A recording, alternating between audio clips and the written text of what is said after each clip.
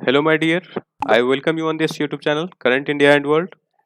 मैं राजीव नैन और आज का टॉपिक है Supreme Court accepts CBSE CISCE plan for assessing 12th class board results. चलिए इस टॉपिक के बारे में डिटेल से बात करते हैं। आप लोग जो इस चैनल पर नए हैं, चैनल को सब्सक्राइब करें और अपने दोस्तों के साथ शेयर करें। आप लोग का सब्सक्रिप्शन और वीडियो को लाइक और कमेंट्स मुझे एनर्जी देती है, इसलिए जो है सो आप लोग जरूर शेयर करें और लाइक भी करें। सुप्रीम कोर्ट ऑफ इंडिया, चलिए आज का क्वेश्चन देखते हैं। Supreme Court and their functions are mentioned in which article of the Indian constitutions? Option A article 344, option B article 124, option C article 351, option D article 120। चलिए इसका answer video के अंत में डिस्कस करते हैं। पहले मेन टॉपिक पे आते हैं। वाई न्यूज ऑन जून 1 को यूनियन गवर्नमेंट जो है सो कैंसिल कर दिया था central board of secondary education, जो कि क्लास 12th का बोर्ड होना था, जो कि सीबीएसई के द्वारा कंडक्ट करना था, करती है। तो इसे कैंसिल कर दिया गया था यूनियन गवर्नमेंट के द्वारा।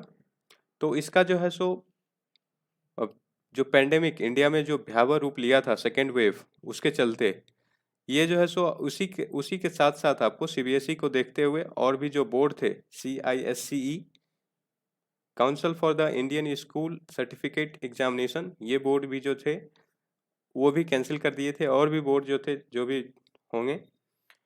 तो इसमें जो है सो आपको वही अभी रिसेंटली आपका 4 जून को सुप्रीम कोर्ट आपको उनको निर्देश दिया कि भाई एग्जाम तो कैंसिल कर दिए, लेकिन आपका असेसमेंट प्लान क्या है। तो central board of secondary education CBSE के द्वारा असेसमेंट क्राइटेरिया बनाने के लिए 13 मेंबर्स जो है सो पैनल बनाए थे, कंस्टिट्यूट किए थे या बनाए थे। उसको उसके माध्यम से फिर आपको ये रिपोर्ट सौंपे थे सुप्रीम कोर्ट को, और सुप्रीम कोर्ट जो है सो फिर ये ओके किया है, जिसके तहत आपका जो है सो क्लास 10th, जिसके तहत आपका ये जो असेसमेंट किया जाएगा, जिसमें आपका 1.5 million class 12th student appear थे इस बार। तो जो सीबीएसई के द्वारा कंडक्ट होता है और सीआईएससीई के द्वारा। तो इसके जो मेन आपको परफॉर्मेंस जो लिया जाएगा, average performance of the 3 years including class 10th and 11th and 12th का जो प्री या जो भी टेस्ट हुए थे उसके बेसिस पे लिया जाएगा। चलिए उसके बारे में बात करते हैं। इसका रिजल्ट जो है सो एक्सपेक्टेड आपका 31 जुलाई तक रिलीज करेगा सीबीएसई और सीआईएससीई के द्वारा, दोनों के द्वारा। की decisions bye CBSE for assessments. देखिए सीबीएसई जो है सो आपको असेसमेंट क्राइटेरिया में पहले बोला है आपको 30% वेटेज जो है सो आपको performance in the 10th class and class 11th, उसके उसके जो आपको उसके बेसिस पे दिया जाएगा आपको।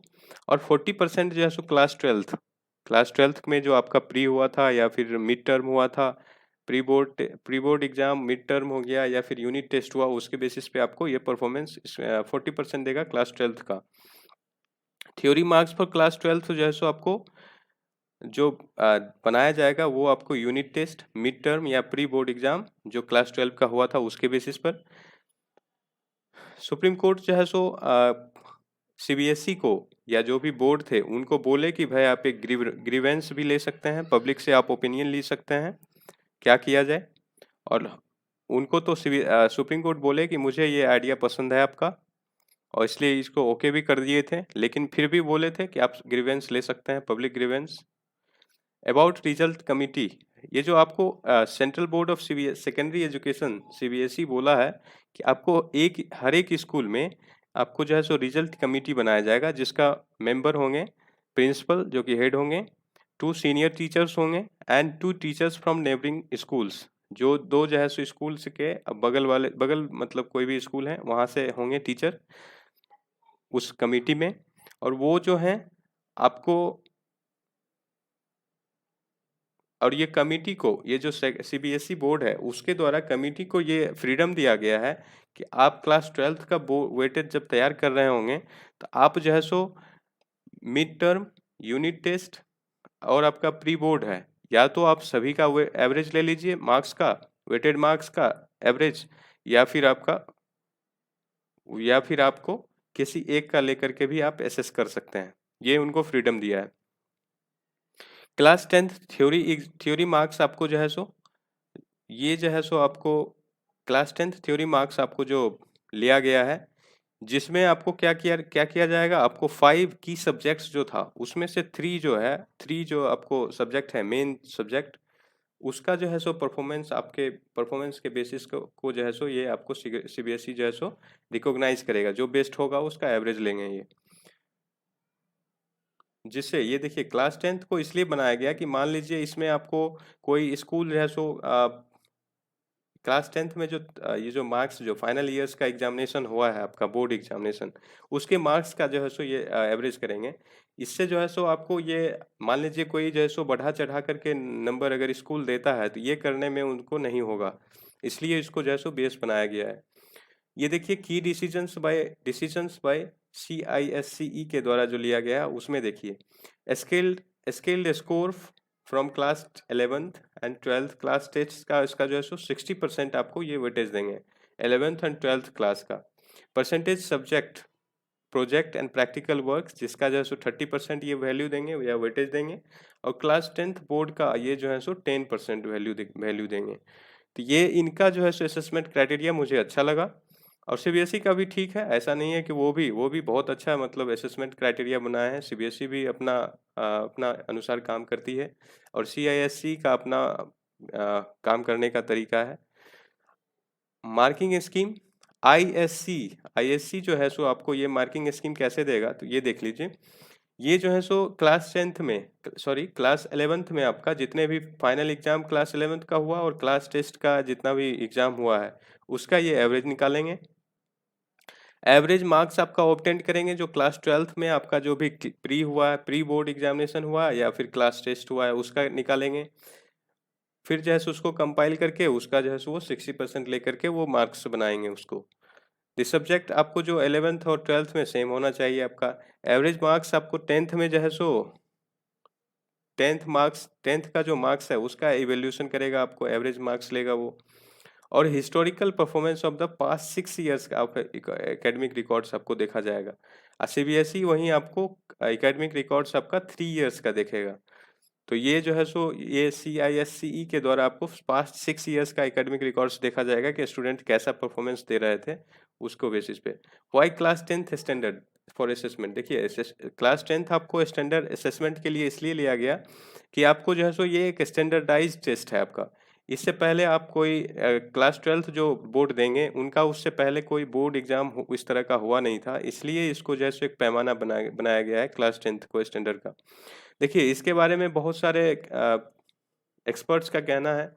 ये तो एक तो आपको हो गया कंसिस्टेंट एकेडमिक परफॉर्मेंस को लिया गया है इसके असेसमेंट में सीबीएसई के द्वारा भी और CISCE के द्वारा भी। और जो है सो कुछ स्टूडेंट्स का कहना है कि भाई इसमें देखिए क्लास 12th का जो मान लीजिए कॉमर्स स्टूडेंट है, तो कॉमर्स स्टूडेंट जो है सो क्या करेंगे, उनका तो 10th का जो मार्क्स है उससे कोई लेना देना है नहीं, तो इसका इनका कहना होगा कि भाई ये आप असेसमेंट जो है सो मेरे लिए कैसे कर रहे हैं, तो ये थोड़ा सा जेन्युइन भी है। और जो कि उनका क्लास 10th मतलब सब्जेक्ट से कोई लेना देना नहीं है कॉमर्स वाले का, तो इसलिए वो जेन्युइन भी है थोड़ा सा।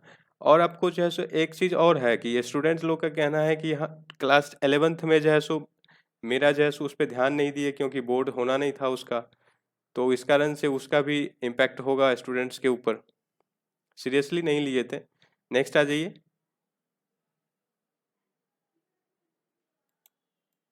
देखिए थोड़ा सीबीएसई के बारे में जानते हैं। सीबीएसई आपका जो है सो central board of secondary education, जो कि फुल फॉर्म हुआ आपका। एक आपका national level board of examination है जिसका जो है सो आपको मैनेज करते हैं गवर्नमेंट ऑफ इंडिया, जो कि मिनिस्ट्री ऑफ एजुकेशन के अंदर आता है आपको। इसके अंतर्गत आपका टोटल 21,271 स्कूल जो है सो एफिलिएटेड है इंडिया में, जो जिसमें आपको प्राइवेट और पब्लिक दोनों आता है। और 25 फॉरेन कंट्री में आपका 228 स्कूल्स जो है सो ये एफिलिएटेड है, जिसमें आपको NCERT करिकुलम चलता है। जितने भी केंद्रीय विद्यालय हैं वो आपको सीबीएसई से एफिलिएटेड हैं। जवाहरलाल नवोदय विद्यालय वो एफिलिएटेड हैं। उसके बाद आपको सेंट्रल 14 जो है सो सेंट्रल तिब्बतियन स्कूल भी एफिलिएटेड है यही सीबीएसई के द्वारा। सीबीएसई आपको AIEEE आपको एग्जामिनेशन ये कंडक्ट करवाते थे, ज्वाइंट एग्जामिनेशन था जो कि इसको AIEEE एग्जाम को इसको मर्ज कर दिया गया था IIT joint entrance exam JEE के में, जो कि आपको 2013 में इसको ऐसा किया गया। उसके बाद जब से इसका नेशनल टेस्टिंग एजेंसी का फॉर्मेशन हुआ, इसको जो है सो जेई नाम दे करके इसको जो है जेई मेन करके जो है सो इसको नेशनल टेस्टिंग एजेंसी में शिफ्ट कर दिया गया है। CBSE इससे पहले आपको AIPMT all India pre medical test, जो कि मेडिकल एडमिशन का आपका एंट्रेंस टेस्ट है, ये आपका जो है सो इसी के द्वारा होता, CBSE ही कंडक्ट करवाते थे इसको। 2014 में आपको नेशनल एलिजिबिलिटी टेस्ट, ये जो कि जिसके तहत आपको जूनियर रिसर्च फेलोशिप के लिए आपको मिलता था, वो भी ये करते थे। ये बहुत सारे एग्जामिनेशन भी कंडक्ट करते थे। अबाउट NTA देख लेते हैं। NTA जो है सो आपका ऑटोनोमस बॉडी है, नेशनल टेस्टिंग एजेंसी आपका इसका फुल फॉर्म है, जिसका फॉर्मेशन आपको 2017 में यूनियन कैबिनेट के द्वारा, जो कि चेयर किए थे प्राइम मिनिस्टर मोदी जी, उनके द्वारा ये इसका गठन किया गया, जो कि आपको जितना भी आपका एंट्रेंस एग्जामिनेशन इंडिया में होता है उसका जो है सो ये देखभाल करते हैं और एग्जाम कंडक्ट करवाते हैं, जिसके तहत आपको नीट का एग्जाम करवाते हैं। ये joint entrance examination JEE main हो गया आपका, नेशनल NTA हो, NET हो गया, NC central university common entrance test हो गया, और भी एग्जाम जो भी हैं वो भी करवाते हैं, सेंट्रल एग्जामिनेशन वाला जो भी है। अबाउट CISCE के बारे में देखें तो CISCE जो है सो आपको ये प्राइवेटली हेल्ड आपका national level board of school education है। ये इसको जो है सो आपको non government board of school education भी बोलते हैं, बोला गया है आपको कॉन्स्टिट्यूशन ऑफ इंडिया के द्वारा, जिसके तहत आपको 2300 स्कूल्स जो है सो इंडिया और अब्रोड में इससे एफिलिएटेड है CISCE के द्वारा। ये जो है सो आपको इंडिया में जो स्कूल जो बोर्ड क्लास 10th और 12th बोर्ड जो है सो रिस्पेक्टिवली आपको Indian certificate of secondary education and Indian school certificate examination के द्वारा जो है सो ये कंडक्ट करवाते हैं। इसका जो है सो आपको फ्यूचर जो है सो आपको फ्यूचर एजुकेशन पॉलिसी जो है सो इसका प्रिपेयर जो किया गया है कैम्ब्रिज यूनिवर्सिटी के द्वारा किया गया है। आइए हम लोग अपने क्वेश्चन की तरफ चलते हैं। इसका जो क्वेश्चन का आपका आंसर होगा ऑप्शन बी इज करेक्ट। आइए थोड़ा डिटेल से इसका देखते हैं। इंडियन कॉन्स्टिट्यूशन आर्टिकल 124 के तहत जो है सो आपको सुप्रीम कोर्ट 124 के में आपका सुप्रीम कोर्ट का फॉर्मेशन का निर्देश है, या उसके बारे में आपको है फॉर्मेशन के बारे में, और 124(1) इसमें जो है सो आपको ये बोला गया है कि सुप्रीम कोर्ट का आपका चीफ जस्टिस ऑफ इंडिया होगा, जिसके तहत आपको 34 जज होंगे इंक्लूडिंग CGI के को मिला करके। आर्टिकल 344 जो है सो आपको committee and commission of the parliament on official language, इसका फॉर्मेशन करने के बारे में ये दिया गया है। और आर्टिकल 344(1) के जो है सो ये प्रेसिडेंट को के जो है सो गाइडलाइंस के बारे में बताया गया है कि ये कमिटी का फॉर्मेशन कैसे होगा। आर्टिकल 351 जो है सो आपको द ड्यूटी ऑफ यूनियंस के बारे में बताया गया है कि इंडियन कैसे इसको स्प्रेड किया जाए हिंदी लैंग्वेज को, सो दैट कि आपको जो है सो पूरा मतलब आपको enhancement and integrating with interfering आपको जो है सो ना कल्चर कंपोजिट जो कल्चर है इंडिया का एक हिंदी भाषा को ये प्रमोट करने के लिए बोला गया है कि आप जो है सो एक वर्किंग बिजनेस लैंग्वेज आप बनाइए। और ऐसा करते हुए आप ऐसा ना करें कि जितने भी और भी कंट्री के जो कल्चरल लैंग्वेज है और भी उसको जो है सो आप ये हर्ट नहीं करेंगे, और जहाँ ज़रूरत हो उसको उस लैंग्वेज का भी आप इस्तेमाल कर सकते हैं, ऐसा बोला गया है। 8th schedule of the constitution में इसको जो है सो आपको 22 ऑफिशियल लैंग्वेजेस जो है सो आपको मेंशन किया गया है।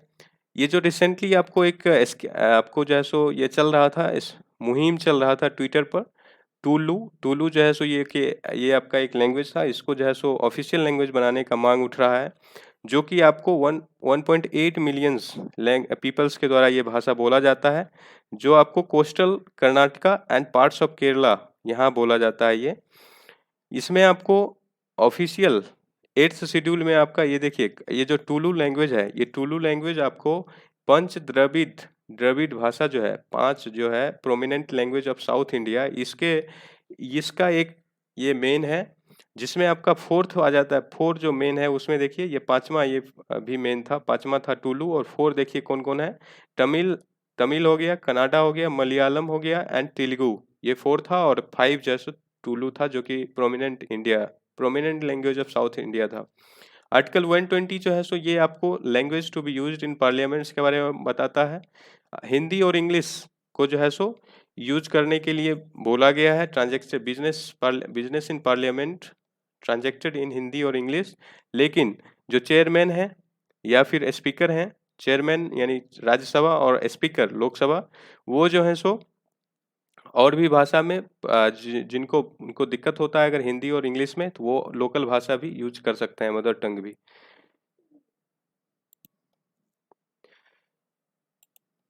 Thank you, thanks for watching. Video को लाइक करें और अपने दोस्तों के साथ शेयर भी करें। Thank you once again. जय हिंद, जय भारत।